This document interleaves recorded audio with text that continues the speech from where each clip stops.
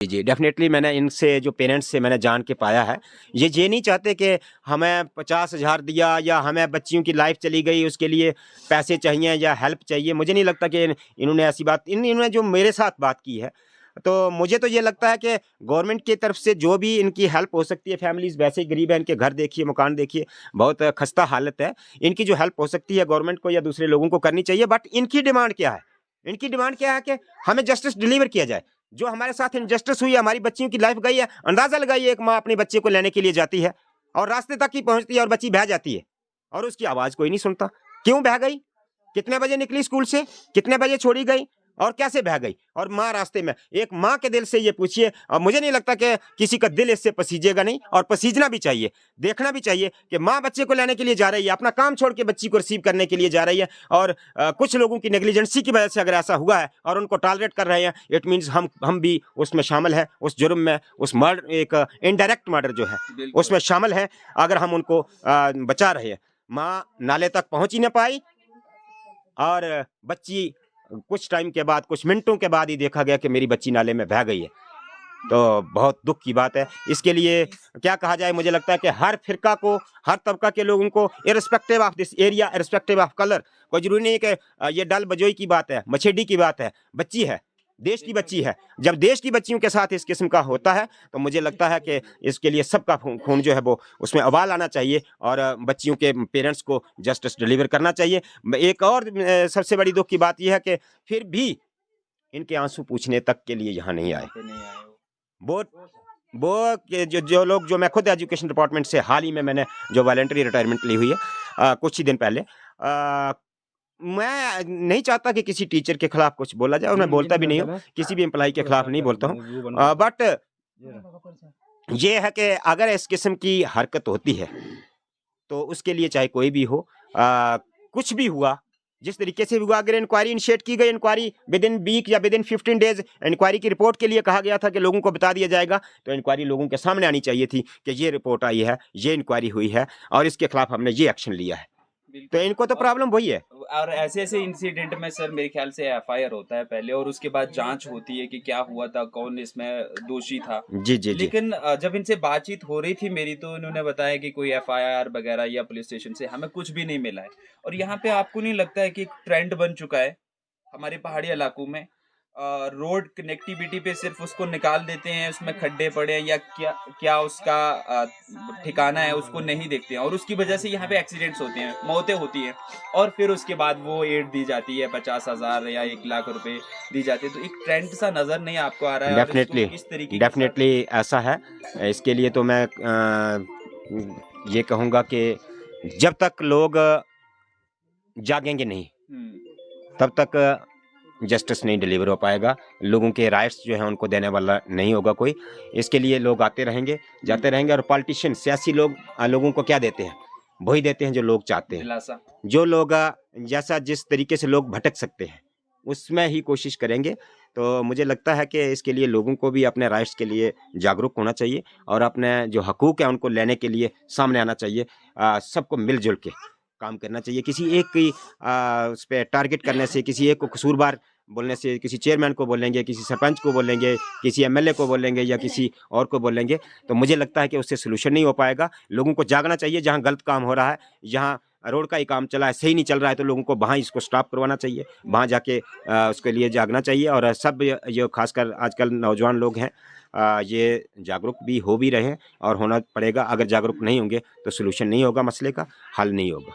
बहुत बहुत शुक्रिया सर बातचीत करने के लिए। और अभी मेरे साथ यहाँ पे चेयरमैन जी हैं, तो मैं इनसे पूछना चाहूँगा और इनसे जानना चाहूँगा कि किस तरीके का जो डेवलपमेंट है, एक प्रोग्रेस है इस केस में हमें देखने को मिली है। क्योंकि जितनी बार भी यहाँ पे लोग आते हैं या मीटिंग्स हुई हैं, तो मेरे ख्याल से ये चेयरमैन जी यहाँ पे ज़रूर यहाँ पे होते हैं, और किस तरीके के साथ प्रोमिस किए गए हैं और वो प्रोमिस कब कहाँ तक पूरे हुए और कब तक पूरे होंगे, जो डिमांड है विक्टिम फैमिली की क्या वो पूरी हो सकती है या नहीं। सर पहले तो बहुत बहुत शुक्रिया बातचीत करने के लिए।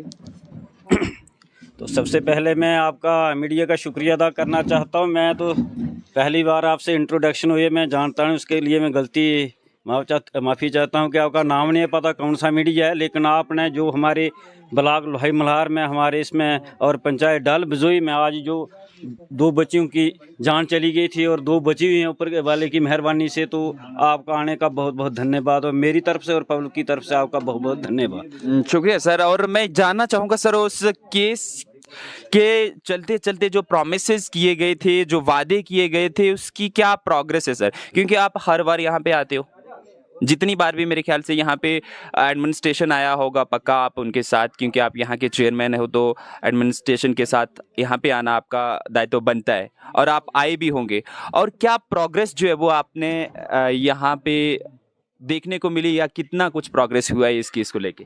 देखो, सबसे पहले तो जिस टाइम ये हुआ था, ये किसी के साथ ना होना चाहिए, क्योंकि बच्चा, जब किसी बच्चे की जान जाती है तो उसका माता पिता ही जानते हैं कि बच्चा चला जाए तो क्या दुख होता है। बिल्कुल। बाकी वालों को क्या पता वे क्या होता है।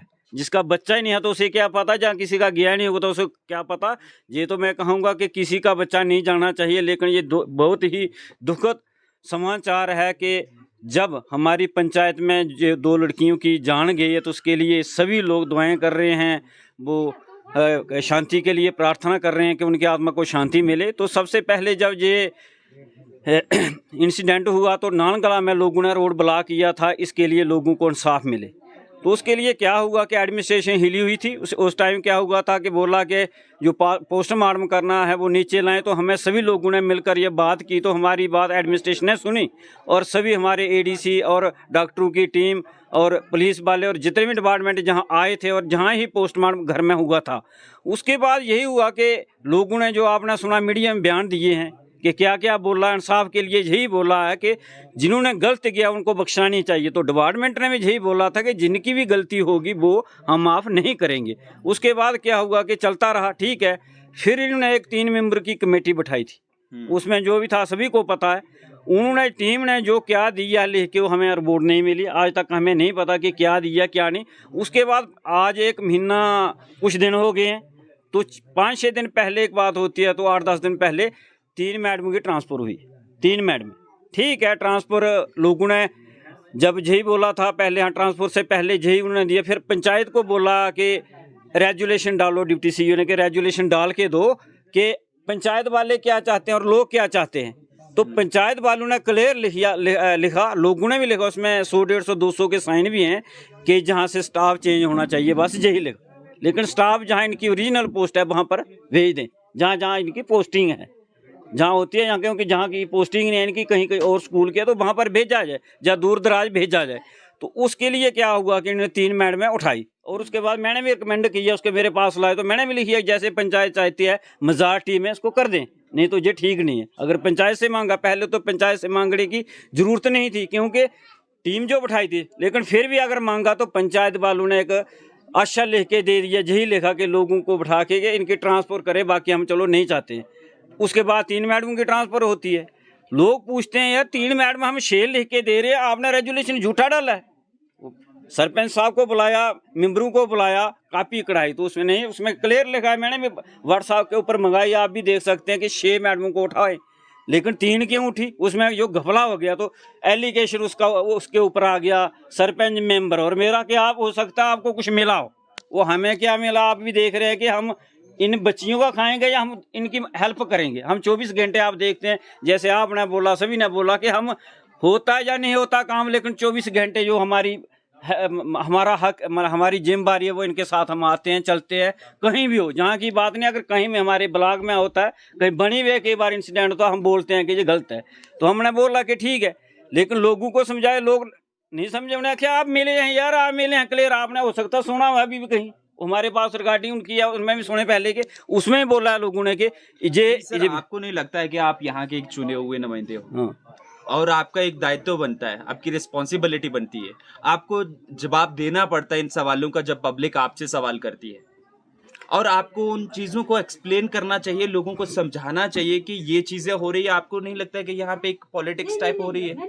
देखो लगता है इसमें कि यहाँ के नीचे की पोस्ट के जो भी पॉलिटिकल बॉडीज है, जैसे चेयरमैन या मेंबर्स या सरपंच, उनको इग्नोर किया जा रहा है, वो ऐसा हो रहा है क्या? बिल्कुल हो रहा है, लेकिन बात ये है ना, बात माननी पड़ती है। सबसे पहले जैसे आप आए हैं, आप बोलेंगे चेयरमैन से, आप लोगों को बोलेंगे 2 दिन रुक जाएं, तो सुननी तो पड़ती है। वो कहते हैं ना कि लोग अगर बोले एडमिनिस्ट्रेशन आश्वासन दिलवा रही है कि आप 5 दिन रुके, हफ्ता रुके, तो हम कर देंगे। जा तो मना करेंगे, नहीं करेंगे तो चलो लोग जैसे बोलते हैं उनके साथ चलेंगे या हम भी बैठेंगे। लेकिन उन्होंने बोला कि 10-15 दिन के बाद हो जाएगा, लेकिन होगा वही जो 3।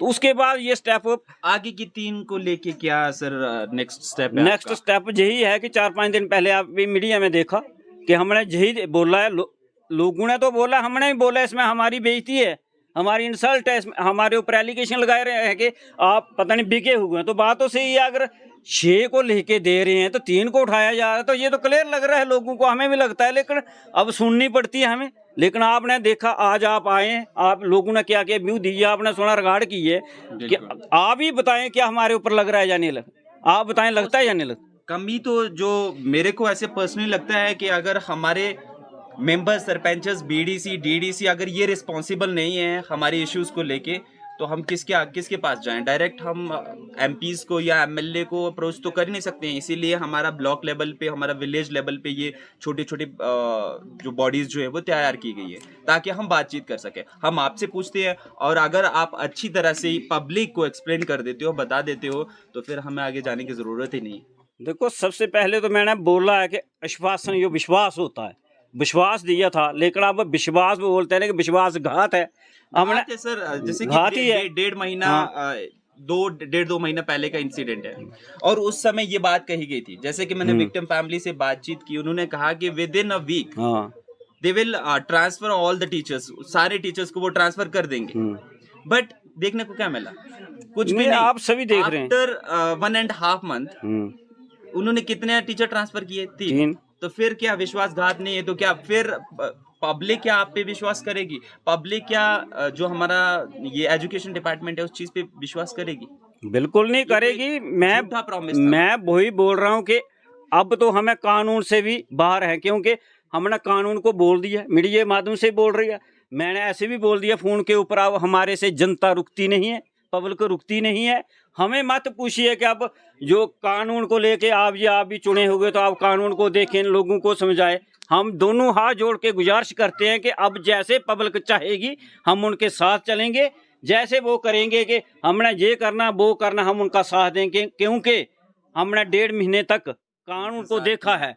कल को कोई भी नहीं पूछ सकता, क्योंकि आपके मीडिया के माध्यम से भी इसमें भी रिकॉर्डिंग में हो रही है कि हमने 1.5 महीना बहुत ज़्यादा होता है। हमने लोगों को समझाया, उसके बाद लोगों ने एलिगेशन लगाया कि आप बिके, लेकिन हम बिके नहीं हैं, आप कहीं भी साबित कर सकते हैं। हम यही चाहते हैं, अब जैसे लोग चाहेंगे वैसा होगा। फिर मत बोलें जो हमारी एडमिनिस्ट्रेशन है ये गलत हुआ। हम 2-3 दिन देखते हैं, अगर नहीं होता तो जो भी अगली रणनीति बनती है उसके लिए हम पब्लिक के साथ हैं।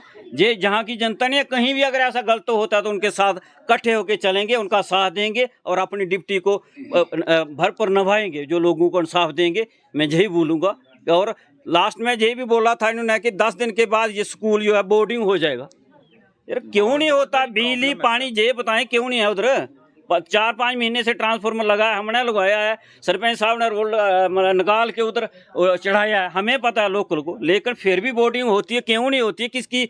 ये देखो कितनी बड़ी गलती है। फिर बोलते हैं ये नहीं, अब बोलना पड़ेगा, हमें और ज़्यादा बोलेंगे, जैसे पब्लिक को बोलती है हम बोलेंगे पब्लिक के लिए कि ये गलत जो है ना इसे छोड़ दें। अब जो टाइम चला गया, जो गलत हो रहा था, अब हम बर्दाश्त नहीं करेंगे। हम पब्लिक को यही बोलते हैं लास्ट में कि जैसे पब्लिक चाहेगी हम उनके साथ चलेंगे। धन्यवाद।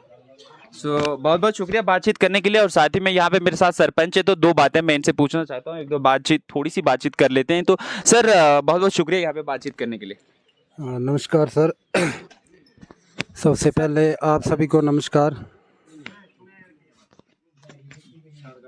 तो शॉर्टकट में 2-3 चीज़ें पूछना चाहता हूँ। जिस तरीके के साथ इस इशू को पूरा एक्सप्लेन कर दिया, बहुत सारे लोगों के साथ बातचीत हुई, तो सर एज ए सरपंच आपको क्या लगता है what will be the next step? इसके आगे क्या होगा सर? इसके आगे तो कैसे सर आपके बगल में यहाँ पे जो विक्टिम फैमिली की मदर हैं, जो एक लड़की की मदर हैं, उनके आंखों में आंसू देखने को क्या एज ए सरपंच आपको नहीं लगता है कि इनको इंसाफ मिलना चाहिए या इनकी जो डिमांड है उसको पूरा करना चाहिए? देखिए, एज ए सरपंच आपको नहीं लगता है कि इस रोड को सही करवाना चाहिए, पब्लिक को लेके आगे एडमिनिस्ट्रेशन तक जाना चाहिए कि इसको सही करो, इसकी वजह से कितने लोगों की मौतें हो रही है और कितना नुकसान झेलना पड़ रहा है हमें?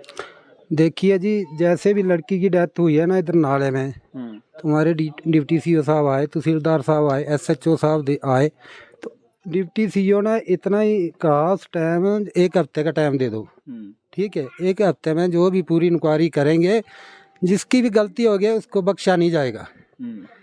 तो 1 हफ्ता क्या, अभी तो 1 महीने से भी 1 महीना कुछ दिन हो गए हैं, ठीक है, देखते देखते।